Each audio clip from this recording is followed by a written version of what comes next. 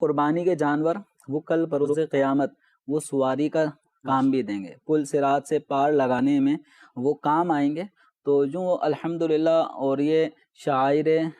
دین میں سے بھی ہے، اللہ تعالیٰ کی نشانیوں میں سے ہیں، تو لہذا ان نشانیوں کی تعظیم الحمدللہ مسلمان کرتے ہیں۔ اور عام طور پہ جانور،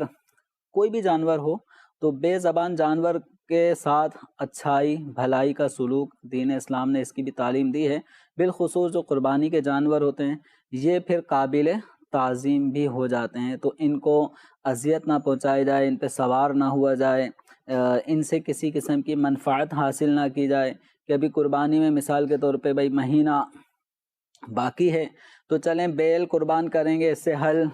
کا کام لے لیتے ہیں، حل چلوا لیتے ہیں۔ صحیح، اس طرح جو قربانی کی نیت کر لی، جس جانور پہ قربانی کی نیت کر لی گئی، قربانی کی نیت سے جو جانور خرید لیا گیا، اب ان جانوروں کو عام جانوروں کے مقابلے میں ایک تعظیم ان کی ہو جاتی ہے۔ تو اسی کا ایک ثمرہ ہے کہ ان سے